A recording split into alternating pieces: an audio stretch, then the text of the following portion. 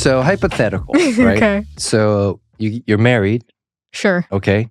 The future, All right. and you love your husband, Mm-hmm. right?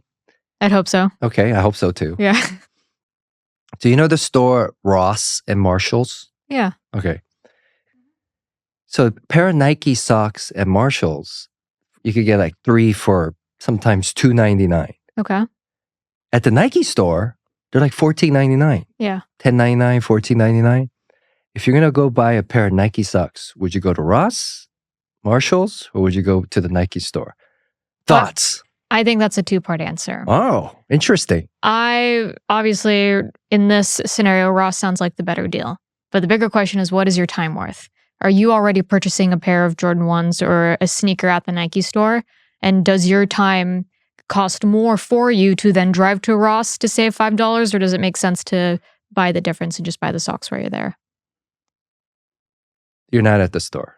Not at the store, just go need buy socks and nothing yeah. else, go to Ross. Right? Yeah, or Marshalls or No wherever matter you can get. no matter if you won the lottery or not. I feel like you can also shop for other stuff. It depends what you want to do, you know? Wait, you're not answering the question. So you won I said I'd go to Ross makes more sense financially. But if I wanted to go buy some Nikes, I might go shop at a Nike store. And then if I'm already there, then maybe I'll just buy the socks there versus then making a second trip.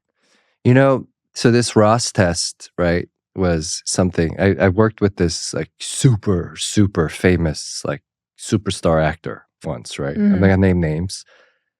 And they announced that his family was gonna come visit set. And his mother had a bag from Ross and had stuff that she had bought from Ross. Even with all the money that this family has, that the value system from the mother, it's like, it doesn't, why do you need to go?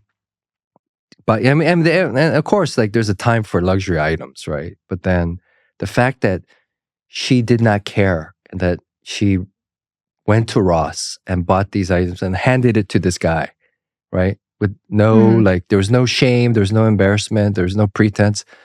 It really, really impressed me. And I was like, I think that is a great value system to have. I mean, look, I'm not against like bad things, sure, or expensive things. Truthfully, if I were to buy socks, I'm probably going to buy them on Amazon. Yeah, nowadays. Yeah. You don't even need to go to Ross anymore. Yeah. But that's a place that me and my wife used to go on dates. We used to go to IKEA. I love IKEA. Right? And then you walk around, get lost. And then go eat in the cafeteria. Yeah, have meatballs. Yeah. Yeah. Because it was like so cheap. It was like under like $10 you could eat for 2 people. That would be a date. And then we would go to like, there was a Marshall's in way deep in North Hollywood. That was like they called it, the managers there called it the flagship Marshalls of the Valley. There is a place deep in North Hollywood, I forget the name of it, where I used to buy my shoes and it'd be like $10 to $20 a pair of shoes. And it was this giant, like, I could find it on a map. I couldn't tell you the name of it because I don't even know if it had a name. But it was this giant warehouse, but then there'd be like 100 different little stores inside of it, but it wasn't even like stores. They'd be like tents almost, and they would just kind of lay the shoes or whatever. And everyone had their own little section. You kind of walk through these rows of like different shoes lined out. It's like a swap meet. Swap meet, yeah. Oh. Yeah, it was a swap meet, but it was of new stuff. Yeah. My college roommate had parents sold Nikes at a swap meet. Yeah. Yeah, so that was a thing back in the day. Yeah, there's still a place for that out here. Yeah. That's where I got my shoes for a while. The same thing, right? They weren't fake. I don't know. I thought I wasn't buying like name brand. I just needed protection for my feet. Yeah. Well, anyway, thanks for answering that Ross question. I think you'd make a good wife. Thank you. All right, let's move on to our next guest. And our next guest is a good friend of ours, Ed Lowe, editor-in-chief of MotorTrend. That's right. A fascinating human being. Yeah. The great history. I think there's this like wisdom that he has, this kind of cadence of like what a good like high school teacher would be. Yeah. Right? Yeah. And he's always been very passionate about education, whether it's teaching at high school or even just helping teach on the internet people the history and love for cars. Yeah. Yeah. What a great ambassador. And we just learned a lot about his history and also the future of the car industry. So we get to sit down and listen to a progressive thinker and talk about the future. Yeah. So without further ado, Ed Lowe. Ed, even though he is a car aficionado, editor, car guru, EV, forward-thinking gentleman, he's actually a huge green thumb, right?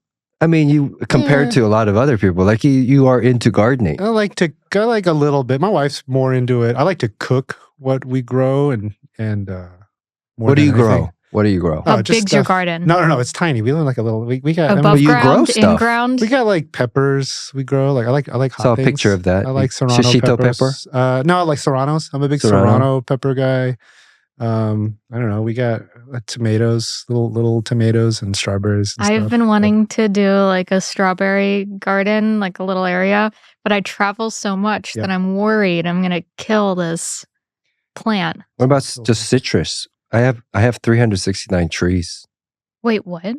Citrus trees in my property. The Your reason place I that bought big? this house is because I have a full orchard. Oh, nice. We have so much citrus. You have avocados? I have avocado, but Avocados are hard. Yeah, for the past 2 years, nothing. But 3 years ago, it was like everywhere. Avocados are like gold. You know how much you can get for organic avocados? Like that's how come avocados are Slung in fruits and vegetables. Consistent? I don't know. It's a good question. I grew up actually on avocado. I grew up outside of a little town about 60 miles north here, Camarillo, and we had avocado. We had a small avocado orchard, and I had to pick avocados from my parents. Really? And they actually that whole area. This is Ventura County. They've all shifted all of from avocados. For a while, it was oranges and lemons, and then went to avocados. Now everybody's taken all of their trees down, and they put these big greenhouse type setups, and they're growing all sorts of high value, more expensive crops and also weed. But it's mostly they've moved away from avocados, maybe because it's so hard. I think all of our avocados come from Mexico now. Brian Scotto, he has an avocado he does. farm. But yeah, I think so. I grew up with like a greenhouse like attached to our like backyard. My mother was like the neighborhood, like plant rescuer. Right. So she had this greenhouse, and then people's plants that you buy at the grocery store would start dying, and they would just give it to her. And then like twice a week, I would have to like put all the water and the food, and they would all come back to life, right? So I feel like I have this connection to plants, right? So the avocado tree was like no avocados every year. So then I went down and I just started talking to the tree. No, really. I was like, hey, avocado tree, come on, man. Like, give us some avocados. I love it. And, well, did it work? It worked that year. Then I stopped and no more avocados. And so this particular tree, you have to go down. It's like a dog. It's like a living like creature. You have to go. You have to like kind of talk to it. You have to clean the area, right? And then it's fruitful. And then I haven't been doing that. But it's a thing for plants to like play like Beethoven and Mozart, right? Hasn't there been studies to show that? We used to do that at the greenhouse. Yeah. I just read an article about apparently plants they've proven they can communicate with each other. There's some weird, like they release something in the air and the other plant. There's a weird science experiment that demonstrated this. But yeah, I feel like everything that's living, could stand with some more love and attention. So that's probably all you were doing. And then we had a conversation years ago. Was it you that suggested for me to put like a fish head into the ground? Well, that's 'Cause I had this conversation with you about the avocado compost in a tree. way? No. Yes, it is. I learned this I was like in third grade, and this is like I grew up in an era where Thanksgiving was a thing that they taught in school about how the Indians and the colonizers all got together. We know that wasn't true, but back then, apparently, the Indian way of planting corn was you would dig a hole, drop a corn seed in there, drop a little fish, cover it up, and the thing would. There's your fertilizer. Yeah, I don't know, but these days you can just buy like a bag of fertilizer. But I don't want to use fertilizer. I'm very proud. I have no fertilizer in my like orchard. You compost though? Composting. Nothing. Oh, you should compost. Why? This is why I think you're saying I'm a green thumb. I'm like, I'm not really a green thumb. I just like to. I was composting. We recently moved, but at the old house, I had this giant 40-gallon drum composter, and we would just dump coffee grounds, vegetable peels, apple cores, and you put newspaper, so you put the dry stuff and the white paper in there. And my neighbor actually was a science teacher. He's like, "Hey, I'm going to put some earthworms in there. I just get a little thing of earthworms." And literally the next 6 months later, the entire compost bin, it was probably 40 gallons of huge earthworms. And it was awesome. It was so rad. We could just dump stuff in and it would just all be composted, be eaten up by the earthworms. Mhm. And the liquid waste that's created is called, it's basically called liquid gold. You can bottle it up and sell it. Really? That is amazing. And it's all organic. It's all super clean. And the worms, they love coffee. So you drink a lot of coffee, put the coffee grind These in there. worms are cracked out. Exactly. Really? Eating your vegetable peels. And you can actually sell the compost. Wow. People will take it from you because they're like, wow, this is an all natural. And that was hilarious because I did that for a long time. And then I think I went on vacation. Or no, it was this 2 years ago. We had a really hot summer and it killed all my poor earthworms. Oh no. I wasn't there. I couldn't cool them down. I just spray some water on them. Oh. So, sad. I'm worried about rats though. No, won't happen. No. If you do it correctly, and this is what beauty of compost. I can't believe we're talking about this. But beauty of composting is if you have a big piece of property, you don't need this drum system you can buy is for people who live in a city. You just dig a big hole, you dump the scraps out, and then you cover them. The rats, they can't smell it. They're too lazy to dig in there. Just turn it over. It creates heat. It keeps itself warm during the winter. And you have this amazing fertilizer, just giant pile of fertilizer. And you do one over here, and after that gets all full, you need to let it go for a couple weeks. You start another one over here, and then you just kind of alternate. It's great. Should do it. I have a perfect area for that compost. Yeah.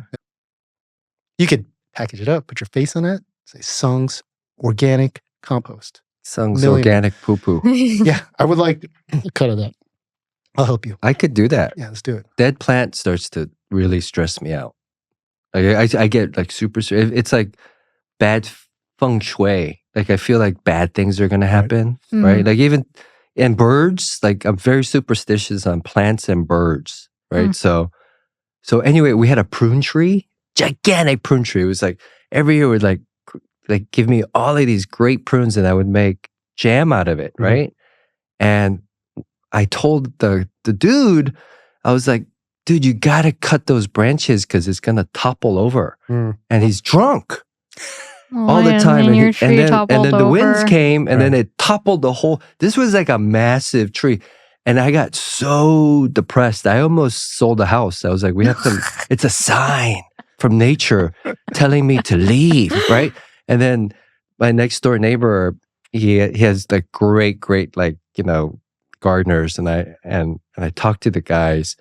And I was like, is this soil unhealthy? And he's like, no, it's just because it's too top heavy. It's we can plant something else and it'll grow right away. So we put in a lemon tree and it's so healthy, right? So I'm there, but then I'm also the birds in my, one of the back doors and then in the main front door, there are these birds that create nests, right? Other people would shoo these birds away, right?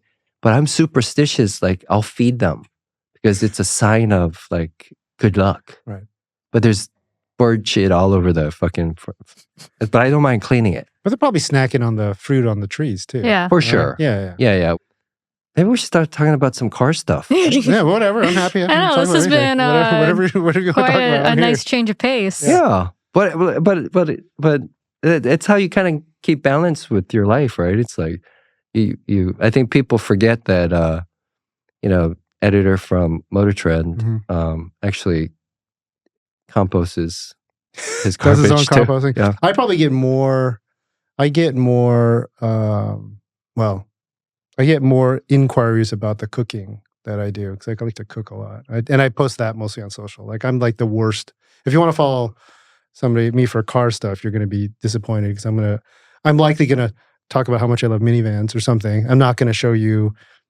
My co-host on our podcast, Johnny, is always showing you the latest Porsche he's driving. I'm like, I might do that at a car show if I'm there next to one, but I'm more apt to show you what my kid is doing with his toys or what I'm cooking that evening. Do you make bread? I Because I was know on that's a whole thing. I was on the bread train probably more before anybody.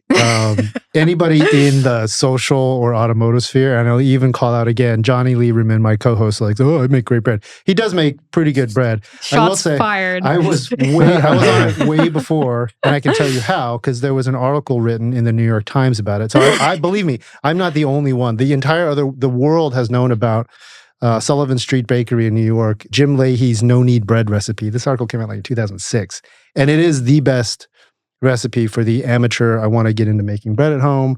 It's literally 3 scoops of flour, a cup and a half or a little bit more water, a quarter teaspoon of yeast, and like a little bit of salt. You mix it up, you leave it on the countertop for 24 hours, and it's this huge mass of bubbling bread dough. Punch it down, fold it up, put it into a preheated oven with a crock pot or a cast iron pot, Dutch oven, whatever, and you'll have the most amazing boule, like this little ball, this big like soccer ball sized bread with huge holes in it. And it is awesome to eat, and that dough is awesome for pizza. Yeah. So are you the cook at home? You're the one that's cooking all the meals, pretty much? Yeah, pretty much. So what's Ed Lowe's specialty? Like the go-to dish? The go-to dish lately, the one I like right now is this guy, Kenji Alt Lopez. He's done a series called Serious Eats. So SeriousEats.com has really awesome recipes. And the one that I cook a lot, probably my wife is so sick of it, is chicken chili verde. So chili verde? Chicken chili verde. So you need an Instapot. You dump the chicken thighs in it. You dump an onion. You dump 2 different kinds of chilies, however spicy you want. Big old tablespoon of cumin and just water or chicken broth. Put it on for 45 minutes, and you have this awesome shredded chicken. Trust me, huge fan. So it's cool that you have hobbies outside of the car world. Yeah. You garden, you make bread, you are really what it sounds like great at cooking, and you have these hobbies, sustainable hobbies outside of automotive. Do you feel like cars is all work for you, or do you still get some personal enjoyment out of it? No, I get a lot of enjoyment out of this thing I do. I tell people all the time, like, I've never worked a day in my life, right? Like, I get to do this thing around cars. I love cars. I think the big difference this probably in the last few years, especially since having a kid, and just I'm a voracious consumer of social media. I'm all up in everybody's business on the Instagrams. As I'm seeing what everybody else is doing, and I don't necessarily want to do that or to have the MotorTrend team do that either, right? So, and I'm probably giving away way too much, but a lot of our competitors or other people out there are like, oh, it's all about, save the manuals or all of these, the death of the internal combustion engine and this, and I get it. You guys want to celebrate, like, be very passionate about, that's awesome. But there's this whole other world that's coming, and it's not just EVs. I've been talking everybody at MotorTrend's ear off about SDVs, so software-defined vehicles, and the future of automotive and how huge this shift is. And I know a lot of people just, I don't want to hear it. Like, you're talking EVs. I'm like, it's bigger than EVs. You don't understand. Can you talk a little more about an SDV? Yes, totally. So, how long do you have? Like, no, as long as you need. It all started with Tesla. Tesla created the first software-defined vehicle, and that vehicle was the Model S, came out fall of 2012 as a 2013 model. And a software-defined vehicle has a number of key characteristics. It's probably an EV, okay? So it's going to change from internal combustion to having an electric power plant. Now, it doesn't have to, which we get into, but it also had its entire electrical system, the entire electrical architecture, all the computers, the black box, anything you want to talk about, the wiring, everything designed from the ground up to talk to each other, okay? It's very different from how cars have been produced. Cars have evolved, have iterated to where, hey, the engine, the powertrain, the transmission, this whole thing came together, and these guys all talk to each other. But then, with the lights over here, it's a separate system. The brakes are separate. The steering, we'll get into steer by wire, but that's on its own sort of hardware loop. Nothing talks to each other. Tesla designed from the ground up, the entire car, all the sensors, all the systems, talk to each other. And then it allows you to do all this fun stuff that you've heard about, right? So over-the-air updates, OTA, that's a big deal. That's a key definer of a software-defined vehicle. So, when the Model S first came out, it had some really cool features, had this app, you could find a charger, you could go charge your car, all that. But all that's great. They kept iterating on that. They added fun stuff you guys have seen, like the light shows the Teslas can do. The Toyota Model X, the doors will open. Yeah, the Cybertruck's doing a show now when you pick it up. Exactly. Cybertruck's got a show. Tesla famously pushed out fart mode. So the car there's a difference in anywhere you sit, you can make a different fart noise. Hilarious stuff, right? Like no other car manufacturer has that capability. There are some very smart people spending millions and millions, billions of dollars trying to get to this level, and they're failing. Like OTA, which is, again, this foundation of a software-defined vehicle, the ability to update your car like you update a phone, still not in widespread use across the industry. It's not going to be for a little while. When you're talking about over-the-air updates, you're also talking about the fact that you can do an over-the-air updated performance package. It's not necessarily just upgrades in terms of that and software, but your point is that performance-wise, they can add horsepower, they can take away, they can do performance. Exactly. And that's actually, again, and I hate to, this is going to sound a lot like I'm all on Tesla, and they've done a lot of, there's no mistaking that they started this thing. Everybody is watching them. We can talk about it. China is coming up in a big way in this space, and they're actually the existential threat for all of the legacy car manufacturers globally, including all the Ford, GM, anybody in Europe. They're all sort of watching out what China's doing. But yeah, to your point, OTA, again, it's a terrible analogy. It's been used a lot. Think of the car as a smartphone on wheels. When the iPhone came out, 2006, right? Everybody lost their mind. They're like, oh my God, where's the keyboard? It's just a glass screen. This is either amazing or terrible. And it was a big sort of paradigm shift from a physical standpoint. But the actual biggest thing about the mobile phone, about what Apple did with the iPhone, was the App Store. iPhone comes out, a few months later, App Store comes out. A few months after that, they open it up. And then all these apps from third-party developers come in. And the thing I tell everybody is, there will be changes to the car that are coming that you can't even imagine, just as there was with the iPhone. You remember when you first took your first Uber? I took my first Uber in New York City. Think about how crazy that is. Blew up the taxi business. Blew up all of the ride, created a whole entire industry of ride sharing. That level of disruption is coming to cars. And I'm a little worked up, getting kind of emotional now. I'm a little worked up about it. This is where, to bring it all the way back, I own a couple of 80s era cars. I love that stuff. I showed my Porsche at Luftgekühlt. I get it. But there's so much more going on in the future space if you can get your head around it and get out of your own way about what's coming for automotive, because it's like the asteroid for the dinosaurs. It's when this thing lands, when this shift happens. Scares you? Well, it doesn't scare me, because luckily for me, here's the other thing I tell people: EV, SDV, internal combustion. End of the day, we're MotorTrend. We're going to go back to calling them cars. They're always going to be cars. MotorTrend turns 75 this year. We've been giving Car of the Year since year one. So Car of the Year is our biggest, most famous award. Everybody knows it. We don't call it EV of the Year. We're not going to call it software-defined vehicle of the year. End of the day, it's just a car. It's just a truck. No matter what powers it, no matter if it drives itself, still a car. So that's how I see the world. Do you feel like that's going to change car enthusiasts, car communities, and totally car culture? Totally. How does Emelia do a YouTube video about modifying a fully EV, software updated car? It's a great question, and I think the people who are thoughtful about EVs and what's coming and still hate on them, they go right to that point, which is, well, I want a car that I don't want a car to drive me, number one. So I don't want autonomous, which I get. And then there's this whole other issue of right to repair.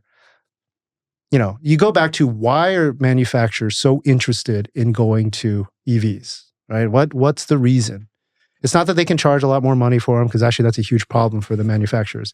The issue is end of the day, when you scale these companies and you're trying to sell cars across not just a country, but continents, different markets, it's way cheaper to run an EV. EV is a battery, it's a motor, some wiring, some software code. You know what you don't need? You don't need an emissions testing lab. You don't need to federalize a power plant for California, separate from the rest of the country, or for Europe. You can just sell one electric motor and a battery combination around the world. It doesn't emit anything. There are like 10 times fewer parts in an EV than there are in an internal combustion equivalent. Just to interject real quick, and don't get me wrong, I'm pro EV. I have no problem against them. I'm excited for the future of them. But I asked this question because I don't know. I have heard though that it is worse in the environment to make the batteries and then dispose of them. Is that true? So that's a very complicated question, and this will be a topic to be debated in the comment section wherever this appears what's the science? On all platforms. The science is it depends who you ask and how big you want to take this question. First of all, there's a lot of incentives going on to develop all the industries that surround electrification. Okay, so for instance, you mentioned battery recycling. What happens at the end of the life of the batteries? There are a ton of uses. When the battery, let's say, falls out of spec, and it's only got like 80% of life left. That battery has a lot of other uses. That battery could be used industrially. You can put it into a house or a business. It can be a storage battery. There are minerals and materials in the battery themselves that can be recycled. So one of the longtime executives at Tesla, this guy JB Straubel, he left Tesla. He was their CTO for many, many years, and he started a new company called Redwood Materials, and they are looking into recycling these batteries at scale. How do we buy them all back? A lot of the major car companies, Toyota, tries to buy all of their Prius batteries back because you can fundamentally reuse these items. Now, there are lots of people on both sides who will do the calculations and show you that if you do it this way, it's cleaner and it's cleaner by this much. Or the other guy says, no, but you're not factoring that you got to ship this material from here or this one's got to go from here. My take on it is overall, I love internal combustion. We have been living in the golden age of horsepower. We have never had cars that are internal combustion cars that are more powerful, more efficient, cleaner. We want that same level of investment and evolution to take place with the entire process behind even hydrogen vehicles, but electric vehicles. So my point is in all of this, I'd rather be on the cutting edge of this. I'm happy that we're doing it. It is a solution. Maybe it's not the best solution, but at least we're working towards the greater solution versus like, I just want to do the same thing we've been doing for the last, 75 years. And that's cool. Not really. I thought EV cars were going to be the end of car culture or enthusiasts. And I got the opportunity to drive the Hyundai Ioniq 5N. And then I got to ride in their drift version of it too. Yeah. Mm-hmm. At first, I never thought these words would come out of my mouth that, well, this was the coolest car that I've ever driven in. And you forget that you're in an electric car. And it converted me like right away. And it was like, I couldn't believe like a Hyundai actually did it. So I was like, oh, you can modify this car. Like you could be an enthusiast and customize it. And, you could personalize this car. So yeah. I would say customize, not modify. And because e-brake. Sure. I don't know that I don't know if they're selling that. Well, at one point too, can you write your own code right? for software updates? Right. But I think to your point, Sung, car culture is car culture. Just because the power plant changes, I don't think that's going to, I'd like to believe it doesn't change anyone's love for cars and having them be more than just a to B. You can personalize them and have a community around that. Yeah. No, so let me just, because I don't want to be unfairly painted as like this, he's just like this EV guy. He's always going to talk about EV. Like, I totally get it. Like the existential threat for the community of car enthusiasts as it currently stands is that EVs present a level of potential sort of commodification, right? Like, what do we know now about EVs, about Teslas? Like the fastest cars out there, it used to be a Tesla Model S Plaid, right? Now it's this thing called the The Lucid Navara? Air. Oh, Lucid Lucid. Air Sapphire is the quickest and the most efficient vehicle. The Rimac Navara. Rimac is, I think it is the quickest and possibly has the top speed record. Anyways, but when you talk to people about, well, yeah, but they're quiet, they're quiet, they're fast. You drive around LA, everyone's in a Model Y. They all look the same. They're all painted white or black or silver. Like that is the fear. Like when all EVs are quiet and all EVs are fast, like who's going to care about trying to go faster, right? And I get that. I totally understand, right? And this is where the manufacturers are really going to be tested, because then it comes down to how much is your brand actually worth? Yeah. How much is that story? How much, when Ferrari, they said they weren't, they're probably going to have to. When they make a full EV, how are they going to set themselves apart, right? Mm-hmm. Is it just going to be the styling? Because that's something that Ferrari's always had, like great style, ooh, very sexy, right? Yeah. But if there's a car out there, if there's a Tesla that's quicker or almost as fast and it's a quarter of the price, how much do you really care? I think that's where people are like, this is why I don't want these EVs coming. Well, as far as we know, in 15 years, cars are flying. So it's supposed to happen. Drifting, it's going to be the new thing.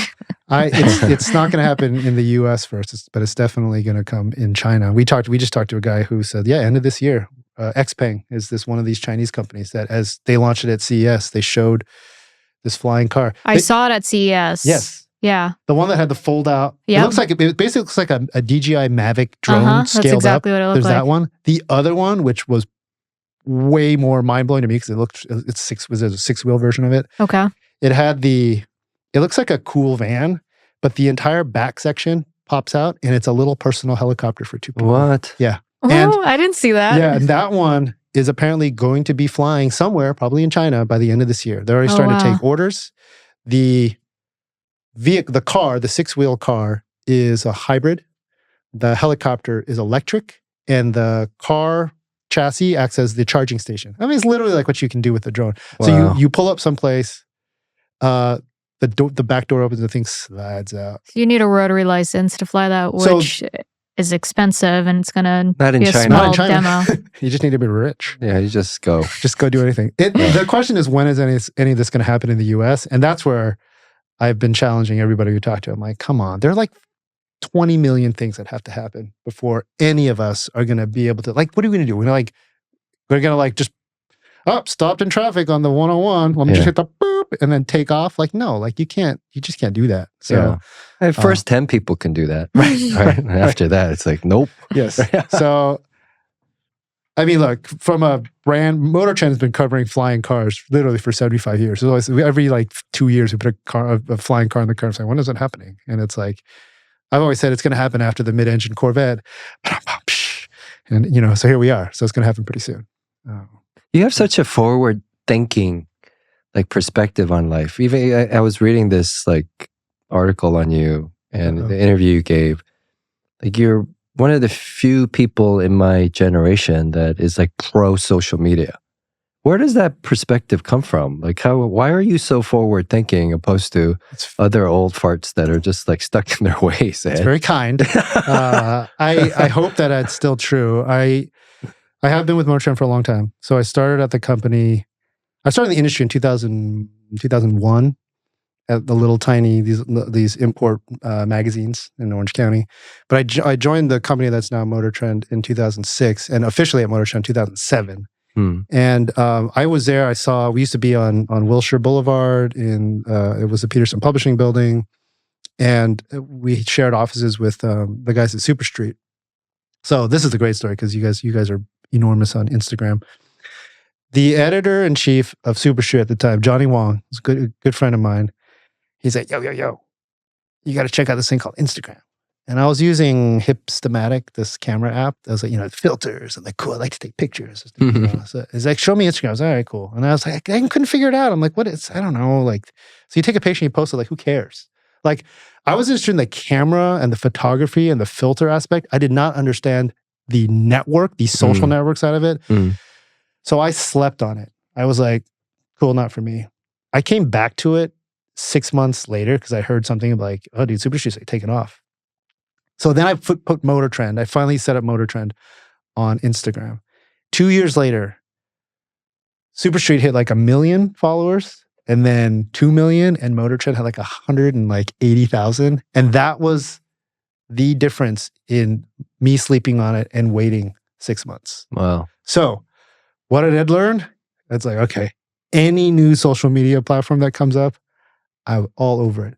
So do you, as an individual, think about the legacy you want to leave behind? Because you have this incredible, I'd say MotorTrend is a platform itself, but do you as a person, you're very forward thinking, you're working with a brand that is very forward thinking. Do you have a legacy or stuff you want to leave behind for the next generation? Are you thinking about that? Not really. No. To be honest. Yeast starter. Yes. The which? Yeast. Yeast? Yeah, yeast. A sourdough starter. No, I mean, it's very flattering for you to say that. I mean, I do think of myself as more of a steward of the 75-year-old brand. I mean, I was named editor-in-chief in 2011, and then I'm not really, we don't have that title anymore, but I've been with the brand in a leadership position basically since then. So it does really feel like a part of me. And again, turning 75 this year and then thinking back, like, man, I've been with this brand for like 15 years. I'm just trying to make sure, and it sounds hokey, but like, I want it to be successful for the next 75 years. Mm-hmm. We've gotten to this point. It'd be great if my 3-year-old son is, 80 and he's like, "What dad used to work on that thing, back when he was still alive. Now his head's in a jar and I could ask him about what it's like." Oh God, yeah, because it's that's the frozen future. and they've zapped his brain to still work. We uploaded his consciousness to Skynet, and we can ask him what it was like to drive cars and when you put gas in them. I mean, you drove them yourself. Like, how weird is that? And you almost went into snowboarding, right? Like you were. Wow, you went deep. Yeah. Well, hey, I got to do my research on my guests. I did. I was I'm pretty into snowboarding in college. Do you still snowboard? I got some shoulder stuff, so I not as much lately. I'm trying to figure out this year whether we get the kid on the. We're gonna get him on the snow, but are we gonna put him on ski? I learned skiing first, and then I transitioned. Snowboarding came up when I was in high school. I was like, yeah, man, let's go snowboarding. So I did that. But yeah, I'd done this program called Teach for America. That's my first job out of school. Taught high school in Pasadena. And coming out of that job, I got hit up by, I applied for a program at Burton. They were doing a program called Chill, and it was teaching inner city youth how to snowboard. That's cool. And that's chill. Yeah, and exactly. And Teach for America had a similar mission. It was all about, going to underserved schools and teaching. So like, you'd be perfect. This is year one of the program. And I remember I was talking to my dad about it, and I remember I was like, should I go do this job with this publishing company, or should you go be like the snowboard instructor? And he's like, you went to college to be a snowboard instructor? So I was like, eh. And ultimately it ended up being the right decision. Although that Chill program went on for years. That statement from your dad actually made me laugh because I read that he said they're both bad career options, but this one as a publisher is better than the snowboarding one. Yeah, it's funny. I mean, my dad means well. He still, I don't think, understands what I have done. He didn't for a long time. He was like, my kid's like a photographer of cars or something. I read your dad had a 81 RX-7. The 81. That would be the FB? Yes. Yeah. That was, hey man, I remember seeing that car as a kid. My neighbor had one. He would take me for rides. I was like, you had to be a super cool dude and actually a real like out of the box thinker to have that type of car in Georgia. You know what I mean, and your dad had that. I'm gonna tell my dad that you call him a super cool dude. But your mother even cooler because I read that she had a minivan, a Toyota Previa. That's right. Yes. That's right. Man, you went deep. The father of this car. I gotta figure out where you got this. Yeah. So well, my dad was a cardiologist, and he was the first cardiologist in our little town of Camarillo. My parents moved there in the 70s. Actually, I was born in St. Louis, so my dad wooed my mom and said, "Come to America," right? And he brought her over. They met in Hong Kong, but they moved her over here. And she's like, "This St. Louis is way too cold. We gotta get out of here." So I want palm trees. Moved to California, and yeah, my dad's successful, and he bought this RX-7. And this is a great story because he bought it, and everybody's first RX-7 in town. Everyone's like, that thing's awesome. Like, yeah. And I remember this is back in the day when, I got a brother, older brother, younger sister. This is a 2-seat car. And like, I'm sitting on the package shelf in the back, and my sister's in the footwell. My brother's strapped in the seat. We're driving around. Jump in, kids. Exactly. And he said, though, inside of a year, that car developed a crack in the dash. And he's like, man, like, all right, Japanese cars, man, still not there yet. So he sold it, and he told me he sold it for actually more than he bought it. The fast forward, though, and this part kills me because I think it was somewhere around his midlife crisis era. He was like, I need to buy a cool sports car. We were a Honda and a Toyota family, and so we had good connections with the Honda guy. The Honda dealership was like, hey, man, there's this new car coming in. It's called an Acura NSX. You got to check this thing out. You know, 91. Like, I was like, oh, man. My dad goes there and he looks at it. He's like, wow, this thing's really cool. I'm like, yeah, Dad. I mean, I think we'd gone and test drove like the Prelude too. I was like, this thing is awesome. Like, V-check. Whoa, it's got there's one with the digital cluster, right? And he sat there and he looked at it. He's like, this thing reminds me of that RX-7 I had. Like, you know what? That thing got a crack in the dash inside of a year. I don't think these Japanese cars I don't think they got it figured out. He went instead and bought a 87 911, like a 930 turbo. Oh, wow. Second owner, low miles. I was so mad. I was like, we could add it in a sex.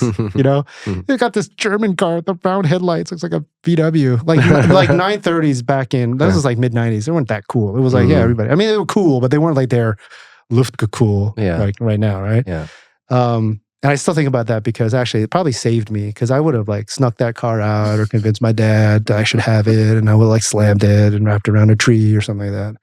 You know, when I was on your show, and I brought up the Sienna, my love for the Sienna, Johnny had such a like reaction to it, huh? Yeah.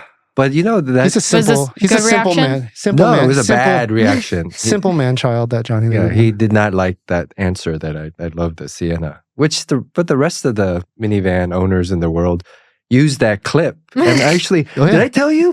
I didn't tell you this. I didn't get the opportunity so I was at this event, and then this little Asian woman walks up to me and she's like, hey, I just want to say thank you on behalf of Toyota. And I was like, what? She goes, yeah, I work in the Sienna department. And I was like, huh? She goes, and so there's this clip of you on the Inevitable show, like going around Toyota for like bragging rights because, you know, we get no love. We're not the cool department. And it's like, Han loves the Sienna. It's like, we just want to say thank you.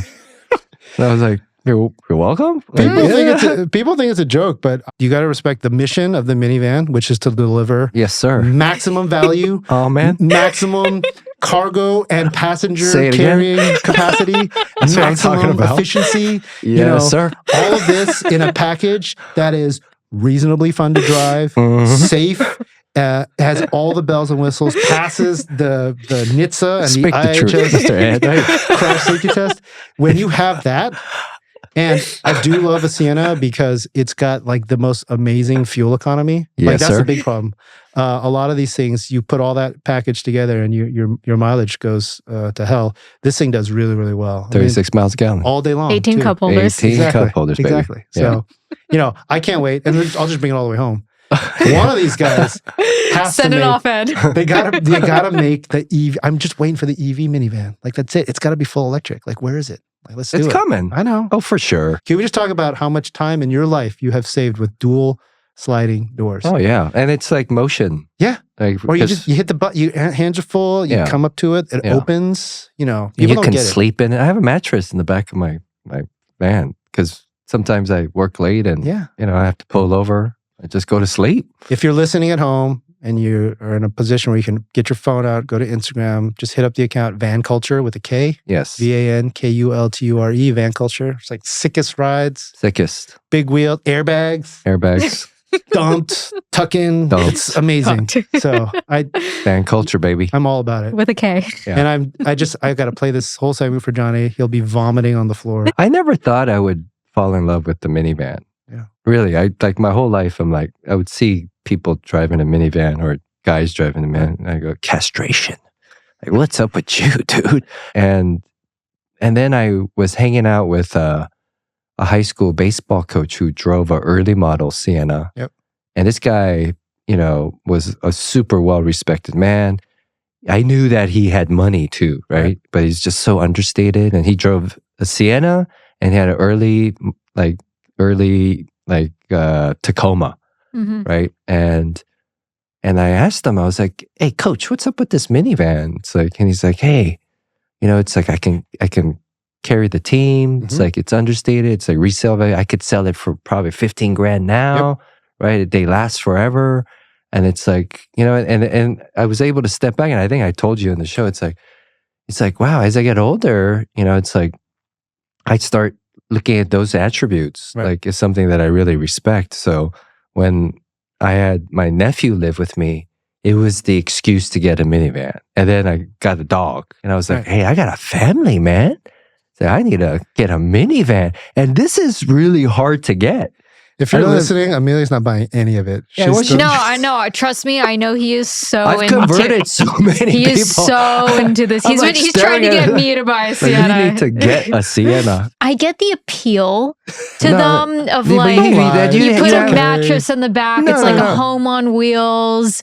You have your privacy. You have your place. How do I explain this? Like, all you got to say is, if you arrive at a point in your life when you need to carry that many people and park in a reasonably sized parking spot or in a garage. But he doesn't. I know, but it's a pure love for the minivan. They're comfortable. Again, I can't speak enough about the dual sliding doors. Like, I just love that so much. Yeah. Like, I would buy, if there was a Ferrari Look what you started at. that had dual sliding doors, I'd buy it. I just don't think I don't think you're looking for like true like happiness in your life currently. You like to be uncomfortable, right? Mine are the smiles per gallon that I get. But Sienna has 18 cup holders though. Like a Porsche 911 is like 2. Like, I mean, at least the earlier ones. Well, and now even these days, and this is you're actually onto something, which is, thank you. The vehicles like minivans, any of the American vehicles. What I love about this country is that we are so demanding and of the things we want, and a lot of the rest of the world goes, man, you guys are what? Like, that's crazy. For the longest time, German car manufacturers were like, we're not going to put a cup holder in a Porsche. If you're going to drive this car, you're going to drive it. Don't be big drinking stuff. So that's why even when they did, they were terrible. These couples like pop out of the dash and they can't hold anything. Yeah. Like they made it so you could hold a Red Bull because they like to drink Red Bull in Europe or in the skinny can, but everything else would like fall out. The Lamborghini has an $8,000 cup holder upgrade. Right. That's like, that's the total so FU useless. Move, right? Yeah. Like America, we're like, I need big gulp. Yeah, I want to put this giant thing in here. I want to put my purse or this big bag underneath it. Like we'll put like 18 USB ports everywhere. Right. Like this is our customer's always right. That's America. That's America. I have 2 questions for you. Okay. One, you were a teacher for 2 years, science teacher. Yep. High school, right? Yep. Public school? Yep. What did you learn from your time as a teacher in public school that I think that has helped you like throughout life or in your other careers? Because being a teacher is something that, I think very few teachers, I don't think teachers get enough credit, first of all, in America, especially public school teachers. Yeah. Yep. Right? They are the foundation of the of America, of this country. I mean, what was the takeaway for you? So good question. So just to some context, I went to USC, so I went to school locally here in LA, and I was a science major. And in school, one of my jobs was I was an SAT tutor. I was a tutor in Koreatown. So I was pretty good at teaching kids. So I ended up teaching at Pasadena. Pasadena High School, home of the Bulldogs. Red and white, great school. I was a volleyball coach. I was the Asian American club. We started an Asian American club. I did help do the yearbook. I was taking pictures. And the takeaway was, it was the hardest job I've ever had. Like, it was, I mean, again, California public schools, I think, are better. Back in the day, it's pretty rough. We had, you would start the start of the year at 55 students in a class. 55. Maybe seats for 45 to 50. So kids were sharing seats. The textbook we were teaching from was as old as the kids. So it was the kids were born in 81. The textbook was published in 81. They were showing pictures of computers, like room-sized computers. One day you'll have a computer that you can use. And I was like, these kids are like, what is this, right? And so under-resourced. and and it's high school. So it was 55 kids every 55 minutes they'd switch over. Wow. And I'm 22 years old and I was teaching, 3 of my classes were juniors and seniors. So I'm teaching kids who are 4 years younger than me and I look like them. And I was getting stopped by like high school, the security. They're like, where's your pass? I'm like, yo, I put a tie on and I tucked my shirt in. Like, I'm just going to get a bite, man. The teacher's cafeteria. So hardest job I've ever had. Everything else after that was a piece of cake. So I think I learned work ethic. I learned how to speak in front of a lot of people and wing it like a lot. So that's where I get the gift of gab. And a couple guys are in the industry. They're like, oh man, Mr. Lowe, you were at, remember I was at PHS? I'm like, yeah. It's like, dude, one dude works at like Toyota Connected. He works for their software-defined vehicle division. He was he was a student in one of the clubs I was an advisor on. So yeah. So this question, it's a deeper question. I read that your mother passed away when you were young, pretty young, right after college. Senior year in college, so I was 22. Right. Yeah. How did you deal with that? The weirdest thing I did was immediately afterwards, I immediately got interested in. I had some stamps lying around, and I just organized them all in a stamp album. I spent like 2 weeks just. That was I sit down and just organize these stamps, and they're from all over. They're from Hong Kong and stuff. And I still have that stamp album. And I don't know why I did it, but that was sort of the most direct thing I can tell you. The rest of it, I mean, I thought a lot about it over time. I think first of all, death is obviously it's a fact of life. It's going to happen.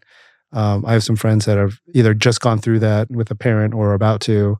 And the only thing I can tell them, that I've told them in counsel, is don't rush any part of the process, especially after it happens. So, for me, we all kind of went back to what we were doing, and we were so young at the time. My sister was in college. I was just graduating. My brother was like 2 years out. And I mean, I remember for me, it happened about two months before I graduated from college. So I told all my professors, I'm like, hey, it's a sudden illness. My mom's really sick, so I'm going to have to bail from classes. And then, so I'll keep you updated. And then she passed. And then a couple of weeks later, I went back and I took my finals. And I remember one of the counselors was like, you don't have to do this. You can come back in a year. You can come back in 2 years. Take as much time as you need. I'm like, that's cool. I just took it and got over with. And then I went and started this teacher training program. And then I was teaching high school like 4 months later. And I look back at that time and I'm like, man, like, didn't have to rush any of that. Could have taken gap years are a thing. Could have taken a year off. Everybody would have been okay with it. You tell any program like, yo, man, parent died. I would like to take some time. They'd be like, cool, man, just let us know. Like these mechanisms are in place everywhere. So that's what I tell people. I'm like, if this is happening, these are major life events. Don't diminish it. Just accept it, deal with it. And when you're ready, move on, do your thing. It's great advice. Thanks, Ed. Yeah, I appreciate Thanks for driving all the way from Redondo. That's right. No the traffic's crazy. For you guys, he'll take the 405 to the 101 for us any day. Exactly.